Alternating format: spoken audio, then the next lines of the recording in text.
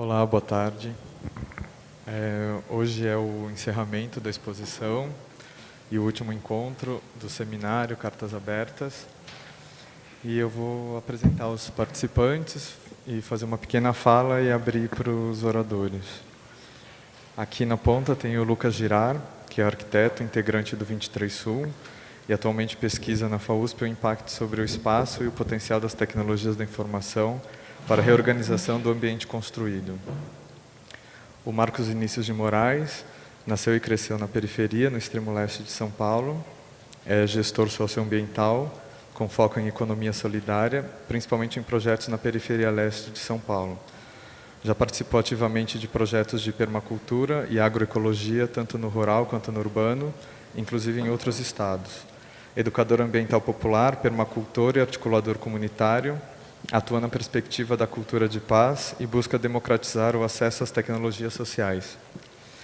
O Alexandre Delijakov é arquiteto efetivo da Prefeitura de São Paulo, professor do Departamento de Projeto da Faculdade de Arquitetura e Urbanismo da Universidade de São Paulo, coordenador do Grupo de Pesquisa em Projeto de Arquitetura de Infraestruturas Urbanas Fluviais, o Grupo Metrópole Fluvial, e coordenador do Grupo de Pesquisa em Projeto de Arquitetura de Equipamentos Públicos do Laboratório de Projeto da FAUSP. Mestrado em 1998, Tietê, os Rios e o Desenho da Cidade, e doutorado em 2005, São Paulo Metrópole Fluvial, na FAUSP.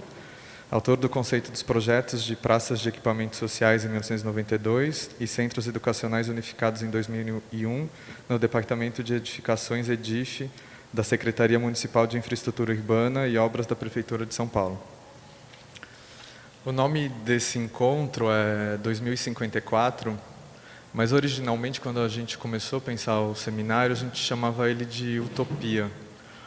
E durante o processo de pensar o que cada encontro deveria ser e sobre o que a gente deveria discutir, a gente achou que pensar o futuro de São Paulo como uma utopia era considerar também uma impossibilidade disso ser realizável. Então a gente decidiu, por um ano específico, que é 2054, quando vai ser comemorado o 5º centenário da cidade, os 500 anos. E isso automaticamente remete ao 4º centenário, em 1954. Deve ter umas imagens passando da revista Manchete de 1954, quando foi a inauguração do Parque Ibirapuera.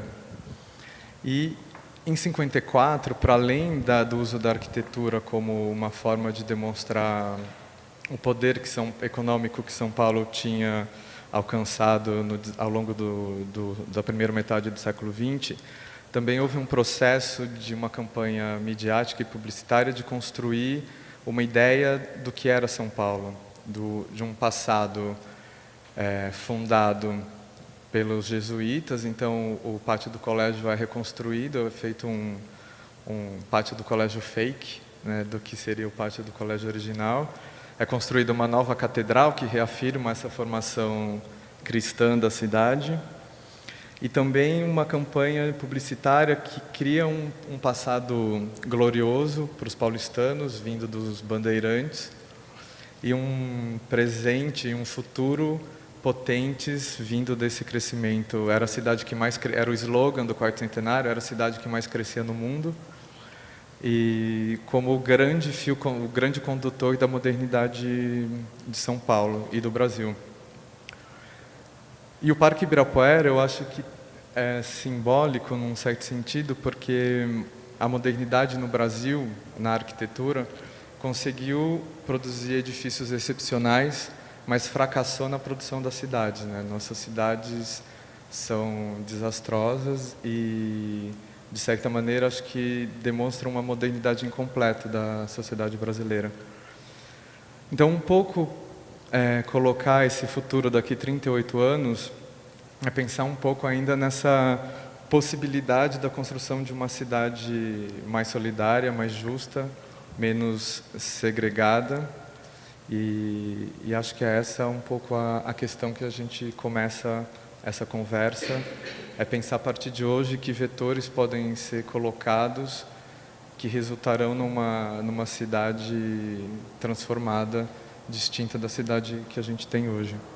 Eu vou começar pedindo para o professor Alexandre iniciar a conversa. Pode ser?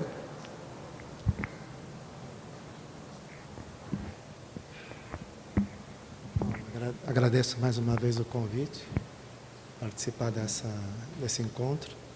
Fernando, o Lucas, o Marcos, né, aqui.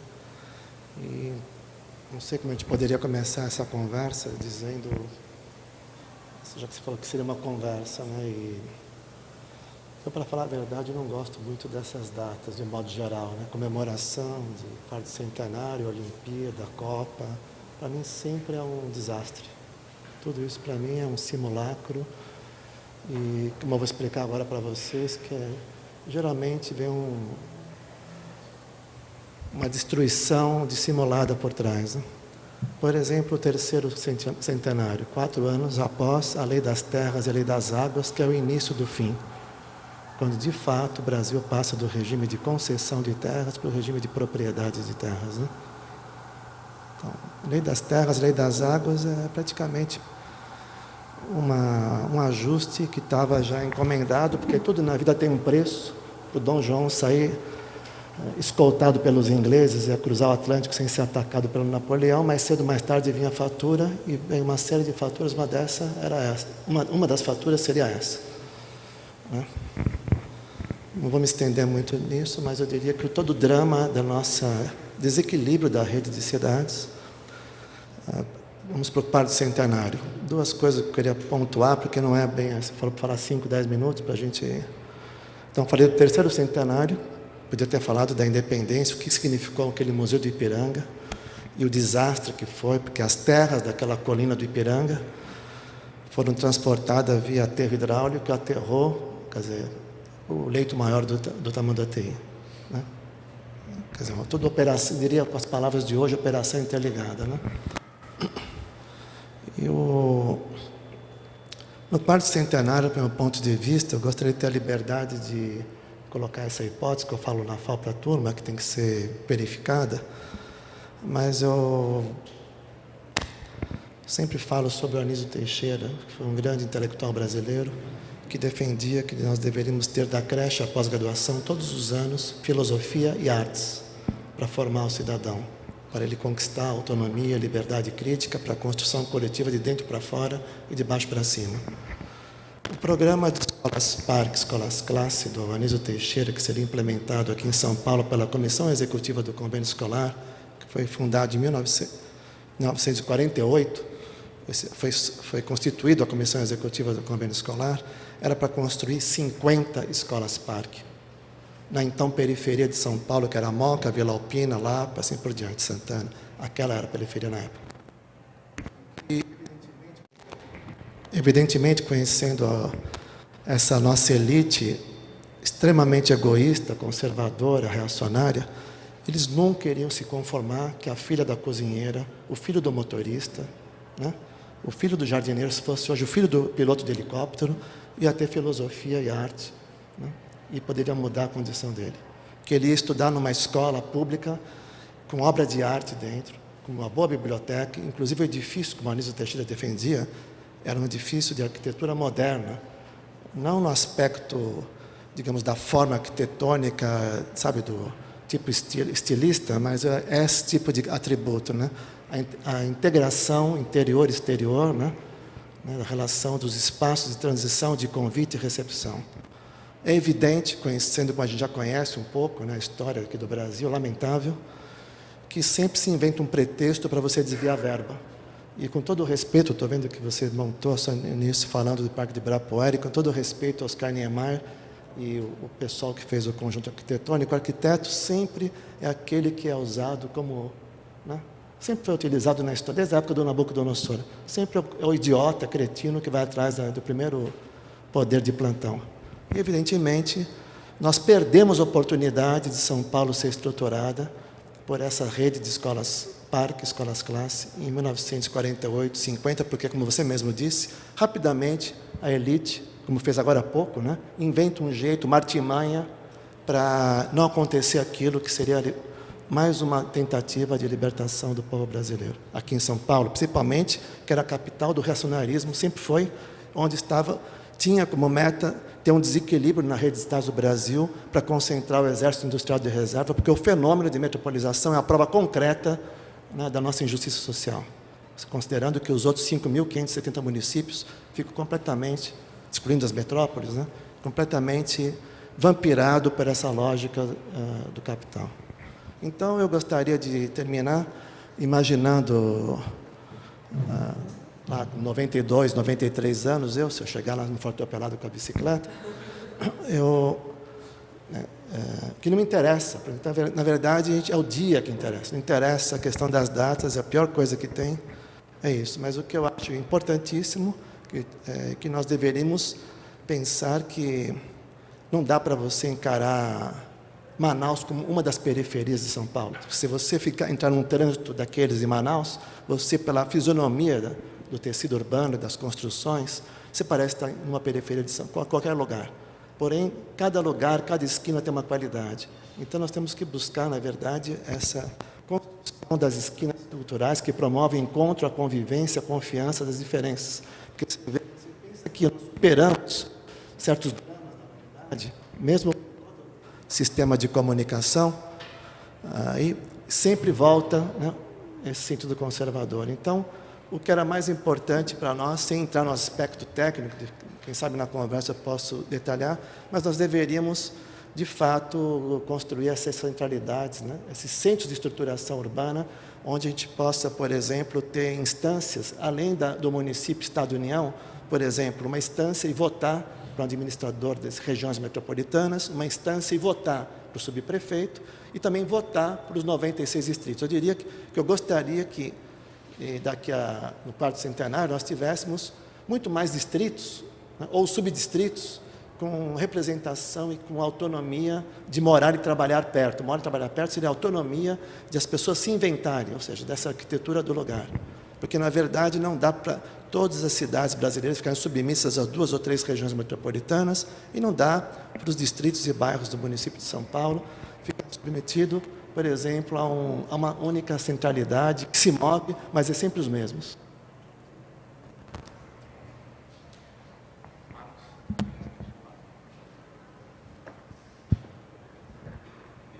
Boa tarde a todos e todas. Na verdade, as pessoas me chamam mais de Vinícius. Eu agradeço o convite. Nem sei ainda direito como eu vim parar aqui, para falar a verdade.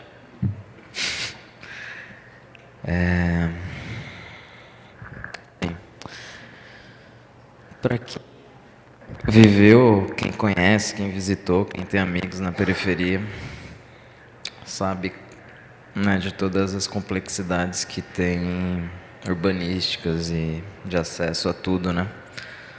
Acesso à educação de qualidade, acesso a transporte, acesso à saúde, a saneamento. E, por um lado, o esquecimento gera um certo nível de, não sei se de empoderamento, mas aguça a nossa criatividade, né? A nossa luta, nosso espírito empreendedor, assim por diante. E aí você tem diversas soluções que são criadas, né? Diversas criações culturais, diversas criações para resolver problemas. E então acho que é muito interessante a gente resgatar o que tem lá embaixo, né, dessa construção de baixo para cima, para a gente pensar em política pública, porque, como o professor falou, e cada lugar tem uma característica, cada comunidade tem uma qualidade. Eu fico pensando, às vezes as pessoas que têm um poder, têm um conhecimento, imaginam uma solução para um lugar e chegam com a solução de cima para baixo, atropelando e falando, é isso que é o bom para vocês. E não, sabe? Tem que escutar primeiro o que é o bom para aquelas pessoas, né? O que realmente elas querem. E também esse olhar de que na periferia só é ruim, só tem coisas negativas, né, esses programas policialescos que só mostram morte, assassinato, e isso e aquilo. E tem sempre uma cara, né? É o pobre, preto, favelado, que é o que matou não sei quem, bababi, bababá, e começa a criar um estigma social, assim. E não mostra o que está sendo produzido na favela, na periferia, de qualidade. Eu acho que quando a gente tiver essas instâncias, ou quando a gente se organizar enquanto população para nós mesmos criarmos essas instâncias, a gente começa a criar condições bem melhores. Eu cresci no Itaim Paulista, no extremo leste, mas eu estou trabalhando mais especificamente num bairro vizinho, que é em São Miguel, na União de Vila Nova, que é na várzea do Tietê, que já foi o segundo bairro mais violento de São Paulo, de ter mais de 10 pessoas mortas, às vezes, no final de semana, com histórico de todo tipo de exploração. Então tinha um lixão, tinha a máfia do lixão, né? Tinha a máfia de não sei o quê, e assim por diante. É um bairro que era dividido, uma parte para Guarulhos, uma parte para São Paulo, o poder público um jogava para o outro, ninguém resolvia nada. E a população começou a perceber que não tinha outro caminho senão se unir em fóruns locais e buscar essa pressão pública através da organização. A primeira coisa que eles conseguiram foi expulsar a máfia do lixo de lá, né, com organização popular, sem que precisasse ninguém pegar em arma para isso, apenas demonstrando conhecimento, porque a falta de conhecimento, né, que abre margem para ser explorado. E assim foi caminhando através da auto-organização, e foram conseguindo várias conquistas, inclusive vários equipamentos públicos, né, para o bairro, que hoje conta com creche, com escola, com UBS, com um parque, 2 parques, um maior, outro menor, que foi construído e abandonado, diga-se de passagem, virou uma biqueira, basicamente.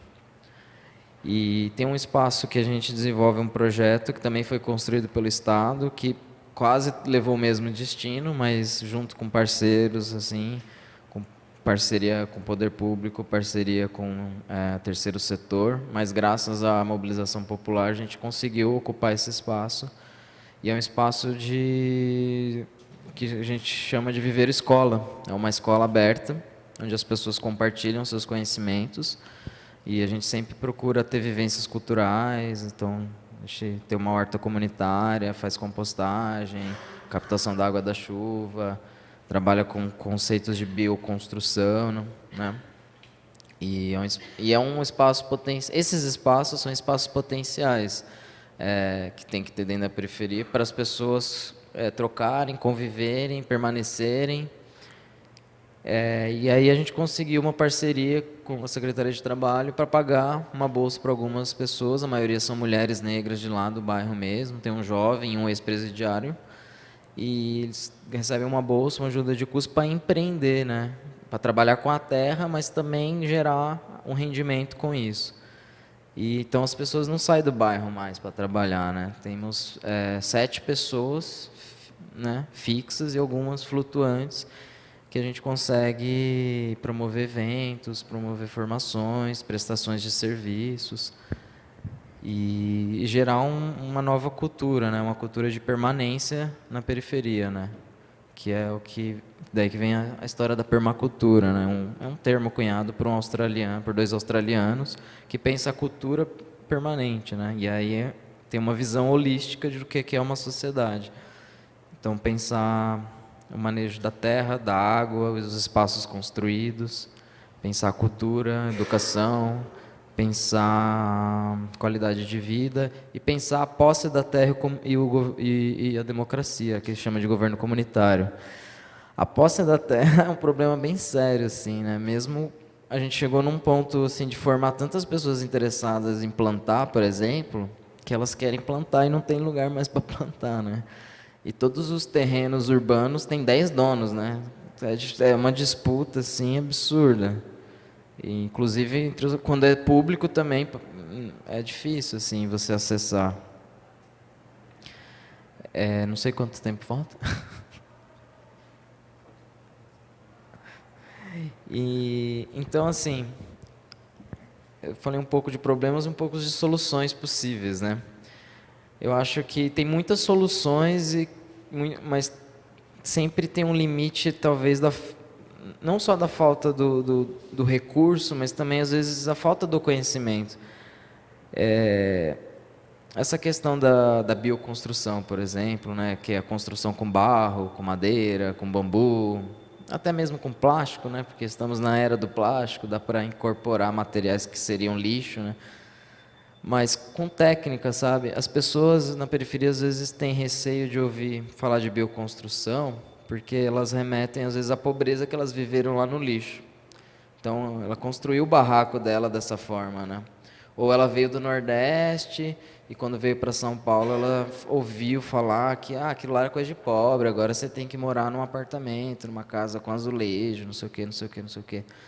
E aí quando a gente começa a mostrar para elas que tem, sei lá, arquitetos, engenheiros, pessoas de outras classes sociais, pessoas no mundo inteiro trabalhando com materiais alternativos, mas com beleza, né, com arte, aí e pessoas assim que têm estudo, né, que têm dinheiro e mostra que valoriza isso e mostra isso para essas pessoas, elas falam, então, na verdade, o que eu sei, ou o que o meu pai fazia, minha mãe fazia, tem valor, né? Quando a gente trabalha com a erva medicinal, então o que minha avó fazia tem valor.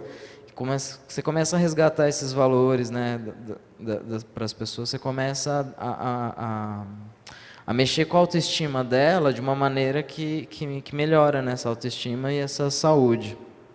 Ela não fica mais frustrada porque ela não pode morar num apartamento luxuoso, porque ela não pode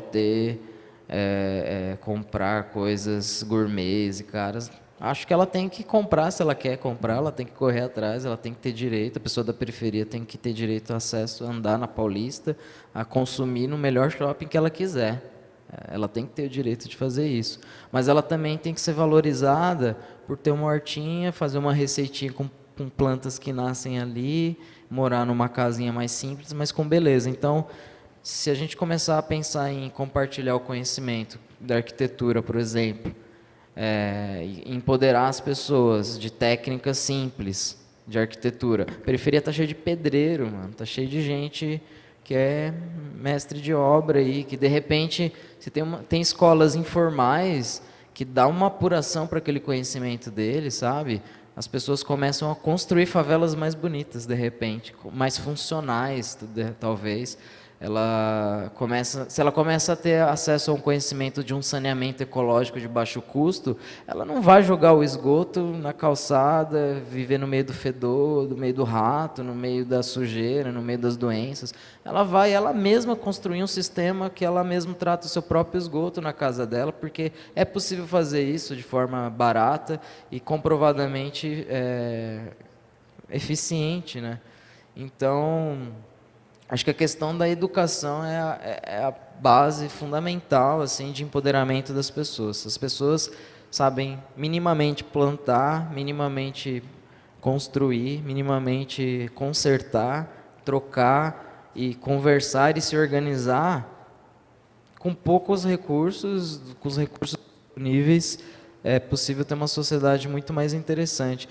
O que eu já vivi de momentos felizes dentro de periferia, dentro de favela, que às vezes eu estava num lugar, numa festa chique, e eu me sentia isolado, mas não porque eu era periférico, mas porque as pessoas estavam tão com medo de se soltar, tão com medo de estar assim. Como eu já estive em lugares chiques também, que as pessoas são super humildes, super à vontade, super tranquilas, né? Mas quando as pessoas estão à vontade com o que elas são, com os valores que elas têm, elas tendem a ser muito mais criativas e a se conectar muito mais, a estarem muito mais unidas. Então eu penso que, sei lá, qual que é a data, centenário que vai rolar alguma coisa, Mas se rolar compartilhamento de informação, compartilhamento de tecnologia, acho que o povo tem condição de se virar e criar condições de ter uma qualidade de vida muito melhor. Acho que dentro da instância pública, é tudo tão fragmentado, assim, um órgão não conversa com o outro, né? Eu estou num espaço que eu preciso de palha, por exemplo. Eu não consigo, é um sacrifício para conseguir na subprefeitura, porque é o órgão de serviço que faz a poda, mas é o de ambiental que tem que autorizar, mas é não sei quem que tem que, sabe? Gente, eu só preciso de palha, para de jogar no aterro sanitário, joga aqui que eu vou fazer uma composteira, sabe? Tá cheio de escolas, de professores, cheio de boa vontade, querendo fazer horta nas escolas, trabalhar o meio ambiente, trabalhar a alimentação natural, trabalhar o reaproveitamento de alimentos. Os professores, os educadores estão super afim, não tem recurso, sabe? Não tem, às vezes tem um terreno gigante que é um gramado que tem que ficar roçando lá, pagando para uma empresa roçar. Nem o recurso da roçadeira de uma empresa que vem lá, não sei de onde, longe daquele bairro, pode ser às vezes destinado para um agricultor do bairro fazer uma horta. Em vez de ter um jardim deserto, ter uma horta cheia de flores, ervas e hortaliças, e gerar emprego local. Não, por quê? Uma burocracia barra, sabe? Então, acho que existem, dentro da própria estrutura do governo, né, da política pública, se for pensado uma logística diferenciada para os equipamentos, para os recursos, dá para valorizar a periferia, assim como dentro da responsabilidade social do setor privado, se for melhor direcionado, melhor conversado, também dá para ser melhor direcionado. E, acima de tudo, assim, sempre pensar na questão da educação, sabe? Não levar de repente é muito mais interessante você ensinar as pessoas a fazerem uma cadeira, né, do que dar a cadeira para ela. E tem um amigo meu uma vez falou assim, essa história de não dar o peixe, ensinar a pescar, a gente não tem nem a vara de pescar, nem o anzol, nem a minhoca, muito menos onde pescar.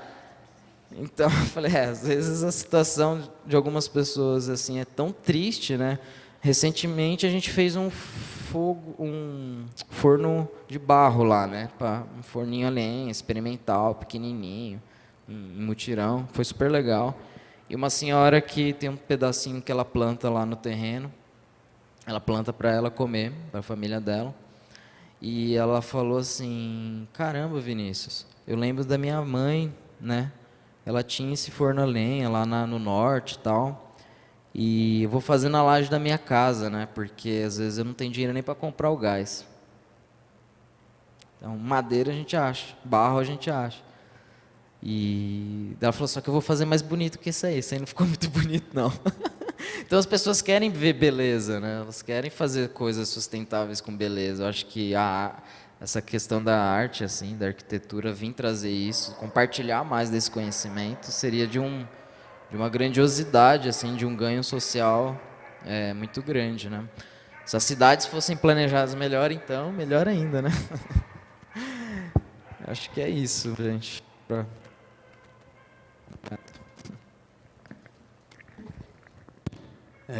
Boa tarde. Difícil missão de falar agora. Dois relatos, duas falas intensas, né? De realidades de atuação muito direta na produção da cidade, né? E eu acho que a minha atuação, que eu vou falar de nossa atuação, né, que é lá pelo 23 Sul, né, que é um grupo de arquitetos, a gente trabalha junto já há muito tempo, desde 2004, começamos a trabalhar juntos lá na FAO, fomos alunos do professor Deli Jacob, então muito do que eu vou dizer aqui é influenciado por essa figura. Estar sentado aqui é um momento especial, porque isso foi uma marca muito forte, essa visão crítica sobre o espaço, foi uma marca muito forte da formação. E não só da formação, assim, como uma coisa excepcional na vida, né? A própria maneira de ver o mundo e de experimentar o lugar, né? Então, eu estou ouvindo aqui os relatos e o que eu havia preparado para falar é basicamente em cima das duas coisas. Passa pela política, necessariamente, e por um redesenho da sociedade, né? Então, São Paulo 2054, são 38 anos. Então, eu fiquei pensando, como um exercício, o que é possível ser feito em 38 anos, né? Como uma espécie de meta, assim, né? Vamos deixar a efeméride de lado e vamos pensar num plano de ação, né?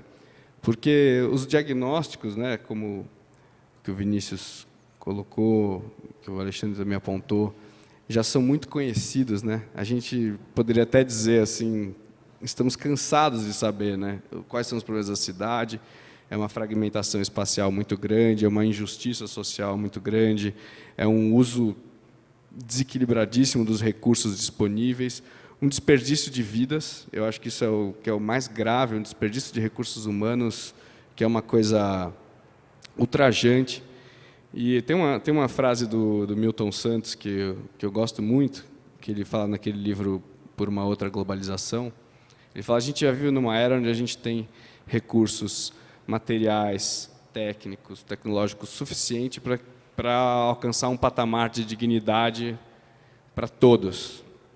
E, ao invés de ficarmos pensando qual que seria essa cidade, né, era pensar, bem, como sociedade, quais são as chances da gente se encaminhar para esse cenário de uma vida digna, né? Porque, independente de ser cidade ou não ser cidade, quem estiver vivo neste planeta, neste momento da história, tem que viver bem, tem que ter opções, tem que fazer da sua vida o que ela quiser, certo? Isso que é o ponto principal. Então, assim, mas a gente tentou pensar um pouco isso mais no aspecto da intervenção na cidade, né, do ponto de vista do desenho urbano, da forma urbana, e até pensamos em umas coisas que atualmente estão até um pouco datadas, né, que são projetos para a cidade, né, projeto para a cidade. Então, começamos a pensar que não tem como você reestruturar, criar qualidade de espaço público sem começar a desmontar o que está aí. Então, assim, seria uma espécie de arquitetura da demolição, né? Por favor, não me confundam. Então, precisa começar a tirar. Então, a nossa proposta, que a gente até fez aqui para a exposição, que o Fernando nos convidou a participar, e o Bruno, é uma proposta que muda um pouco a lógica do lote, né? Como uma questão fundamental para se repensar a qualidade do espaço urbano em São Paulo. E a gente, como arquiteto, sempre tem aquela esperança de que isso gera um efeito positivo de transformar a sociabilidade, de gerar de começar a estimular que as pessoas pensem mais na ideia de urbanidade, né, que é uma espécie de modo de estar na cidade, né?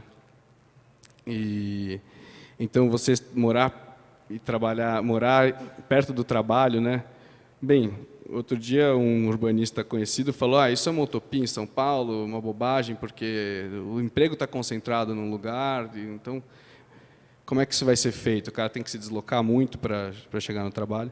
Bem, tem que mudar a maneira como o espaço está organizado, certo? Então, se você estimular que áreas, recuos frontais, recuos laterais, sejam utilizados para fomentar, estimular a vida na rua, para criar programas, serviços, uma série de atividades que podem aglutinar pessoas, podem ser instrumentos bem-vindos. Então, imaginamos assim que o problema não é saber o que nós temos que fazer, mas saber como nós vamos fazer isso, certo? É uma certa platitude, mas eu acho que esse que é o ponto principal, porque esbarra-se sempre nessas coisas. Pô, eu quero fazer uma horta aqui, mas eu não posso. Então, frequentemente a gente cai em questões que extrapolam o desenho e caem na legislação, né? Como é que a gente pode ter instrumentos que permitam que coisas sejam experimentadas? Não estou nem dizendo que elas precisam ser consolidadas, certo? Mas que precisa existir um caráter mais experimental na legislação. Não é possível. Existe uma pressão muito grande para que as pessoas se apropriem dos espaços e esbarram em convenções caquéticas, né, antiquíssimas. Então, a gente imagina que um cenário para esses 38 anos vindouros seja a cidade vai ser o que a sociedade quiser que ela seja, e isso vai passar muito por uma conscientização individual sobre o papel de cada um também nesse processo, né? Então, de desejar aquela cidade, de querer que ela seja melhor, a busca dessa beleza, dessa estruturação. Então, assim, acho que não é uma questão de desenhos espetaculares, né, ou de ficar criando marcos, museus do amanhã, né, tipo, coisas do gênero, mas pensar como criar esses instrumentos para que as pessoas consigam transformar o seu lugar, o seu local, né? Como é que a arquitetura, essa arquitetura invisível, né, da legislação, e que ela tem uma forma espacial, que eu acho que é a crítica que a gente faz na carta, que a legislação ela é pautada por números abstratos, né? Ela não tem espacialidade, né, nesses números.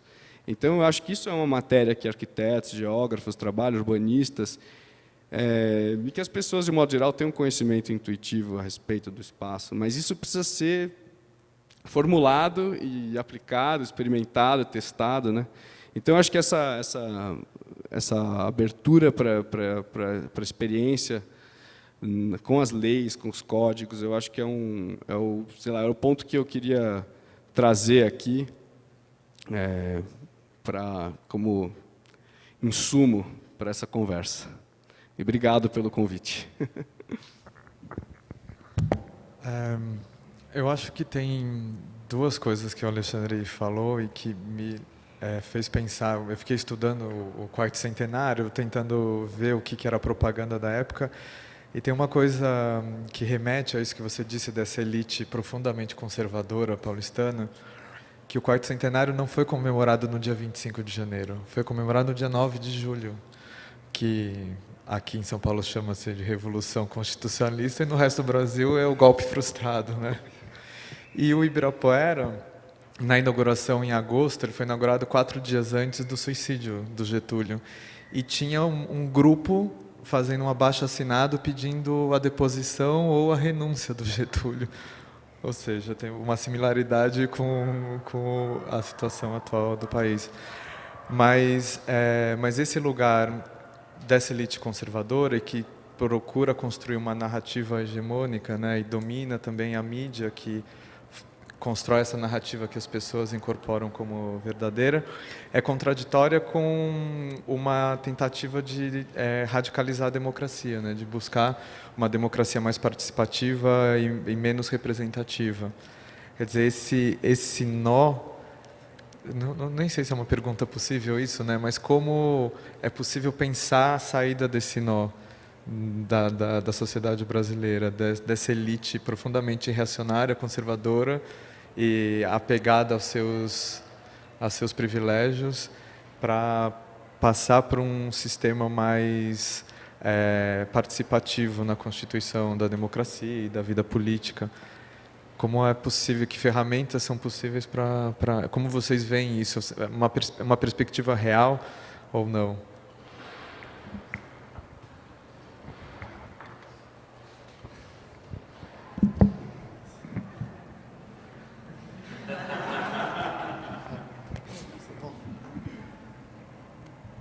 Eu acho que a verdadeira construção coletiva da coisa pública, ou com outras palavras, a República Democrática de fato participativa, vai muito além de você marcar na agenda a data da audiência pública, como nós, assim, rapidamente, vamos perguntar. Baixo.